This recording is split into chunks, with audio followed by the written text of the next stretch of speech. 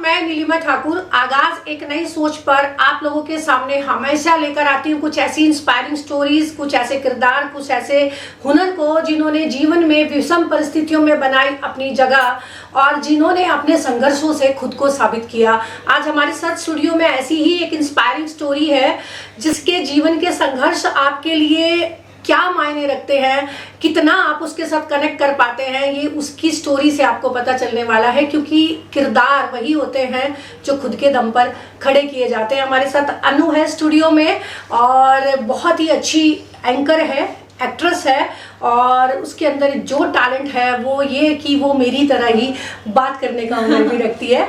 अनु, सादर स्वागत आपका स्टूडियो में। Thank you so much. Well, अंदाज में मैं अपनी जनता से यही कहूँगी जो मेरी पहचान है। नमस्ते, सत श्री अकाल और संगीता कपूर उर्फ अनु का प्यार भरा सलाम। अनु, आप एक बहुत अच्छी होस्ट हैं और आज आप इंडस्ट्री में भी काम कर रही हैं। आप एक एक्ट्रेस के तौर पर काम कर रही हैं। आप बहुत अच्छा डांस भी करती हैं। आपकी एक एल्बम मैंने अभी देखी है जब आपके बारे में जानने की कोशिश कर रही थी। तो संगीता कपूर जी उर्फ अनु, अपने बारे में क्या कहेंगी?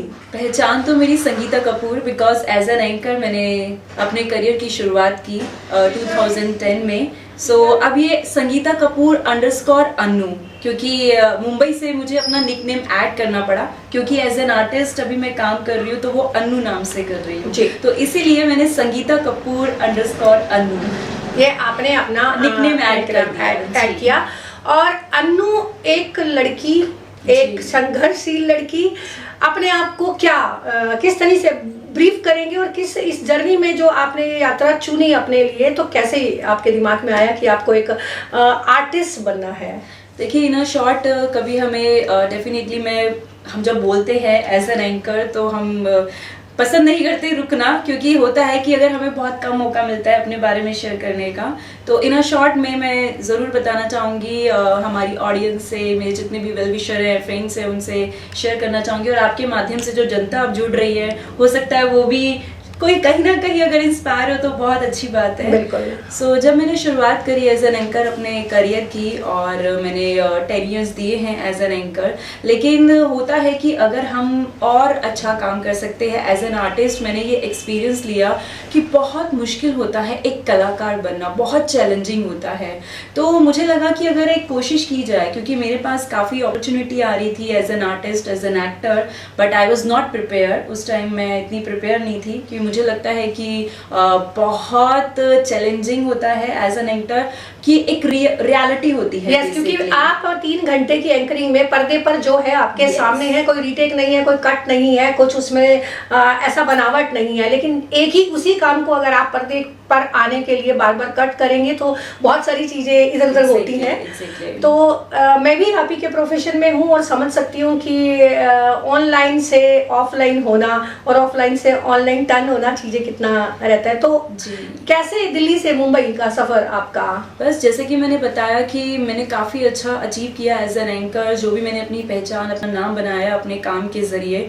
और बाय द गॉड ग्रेस एक प्रोग्राम में मैंने शुरुआत की थी और मुझे लगा कि नहीं, ये मेरे लिए ही है, तो ये गॉड गिफ्ट है मेरे लिए रहा। लेकिन अब मतलब अप्रैल में मैं मुंबई में शिफ्ट हुई। बिफोर कोविड से पहले भी मैं मुंबई गई थी, मेरे पास कुछ प्रोजेक्ट थे, लेकिन कोविड के ज़रिए उतना जो 2.5 साल का गैप था वो हम सबके लिए था। बट थैंक्स टू परमात्मा जी, थैंक्स टू गॉड, हमें मौका मिला ज़िंदगी में एक बार फिर दोबारा से अपने काम को और अंजाम देने का।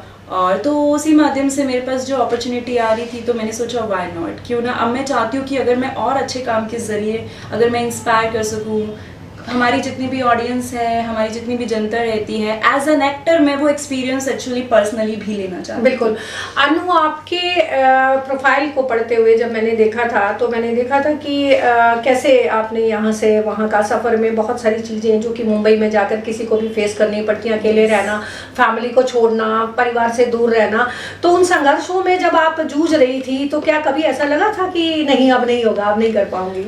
बिल्कुल सही बात कही है। मुझे एक जो बात थी ना, किसी की बात यहाँ पर लग गई थी, तो किसी ने बोला कि अरे आप तो मतलब 20,000 20,000 रुपये महीना रेंट दे रहे हो, लेकिन उससे ज़्यादा स्ट्रगल होता है स्टेशन पे सोना। तो वो मेरे यहाँ दिल पे उतर गई थी। मैंने कहा अगर ऐसी बात है तो शायद पर्सनली लाइफ को, और लेकिन कुदरती ऐसा हो गया शूट पे।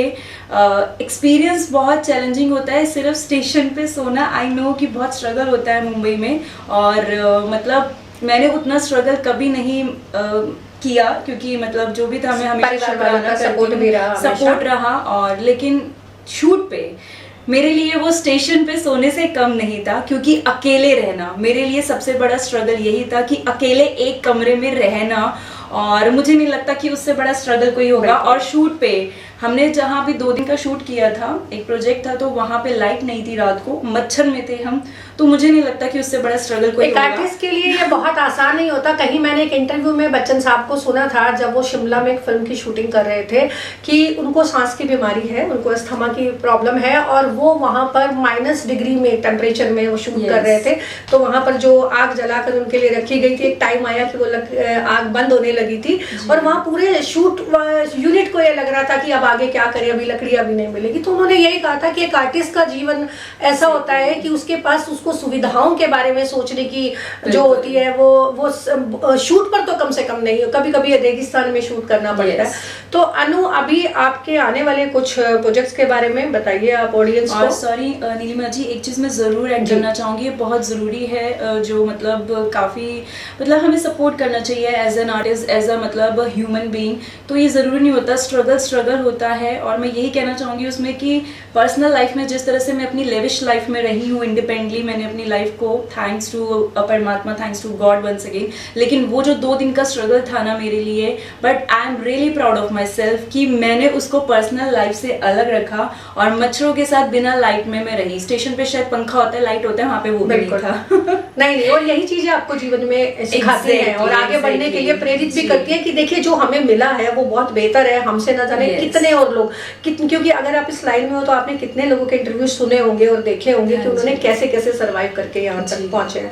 तो अनु, क्या आप बताना चाहेंगी आने वाले न्यू कमर्स बच्चों को और अपने कुछ प्रोजेक्ट्स के बारे में भी? मैं बस यही कहूँगी, अपकमिंग प्रोजेक्ट जो है एक वेब सीरीज है और म्यूजिक वीडियो है, सो बस अच्छा काम करते रहेंगे। और मैं चाहती हूँ कि कहीं ना कहीं बस मेरी ये सोच रहती है कि मैं अच्छे काम के ज़रिए एक पॉजिटिव वाइब्स के साथ इंस्पायर कर सकूँ किसी को, हम अच्छा मैसेज दे सके। तो मेरी हमेशा यही कोशिश रहती है। काम बहुत होता है, लेकिन जो पर्सनली मैं फील करती हूँ, बिलीव करती हूँ, I believe in God, I believe in Karma, I believe in positivity, तो ये मेरे साथ रहता है। और मुझे बड़े से बड़े चैलेंज से कैसे बाहर निकलना है और कैसे उसको फेस करना है, वो मुझे सिखाता है। तो आने वाली जो आपके साथ रोज बहुत सारे बच्चे कनेक्ट होते होंगे, कहीं आप मिलती भी होंगी बहुत महिलाओं से भी, तो उन सब के लिए जो एक फियर बनाकर दिमाग में चलते हैं या कुछ ऐसा सोचते हैं, उनके लिए क्या आप एक मैसेज देना चाहेंगे? मैं बस यही कहूँगी कि कर्मा बहुत ज़रूरी होता है। आप अपने अच्छे कर्म करते रहिए और फल की चिंता मत कीजिए। हर किसी का अपना जोन है, हर किसी की अपनी फील्ड है, और हर किसी काम में चैलेंज रहता है। ज़रूरी नहीं है, एक ऑटो रिक्शा चलाने वालों के लिए भी बहुत ज़्यादा मतलब हार्ड वर्क रहता है, हर काम में हार्ड वर्क रहता है। तो आप अपने काम में जो परमात्मा ने आपको फील्ड दी है, जैसा बनाया है, उसमें आप अपना मतलब 100% दीजिए। और सेटिस्फेक्शन होनी बहुत ज़रूरी है। अगर आप मतलब लाइफ की सेटिस्फेक्शन से बहुत ज़रूरी है, तो अगर आप सेटिस्फाई है कि आप अच्छा कर रहे हैं तो बस वो बहुत अच्छी। और यही जो स्पार्क है आपको जिंदा रखता है, क्योंकि अगर आपके भीतर भावना है, आपके भीतर भाव है, तो वो आपको आपके कर्मा के साथ जरूर जोड़ेगा। प्रेम करते रहिए, मानवता सिखाते रहिए, और जिंदगी में हमेशा आगे बढ़ने के लिए सिर्फ एक चीज को समझिए कि बिना परिश्रम के कुछ नहीं मिलता और बिना संघर्ष के कोई कहानी नहीं होती।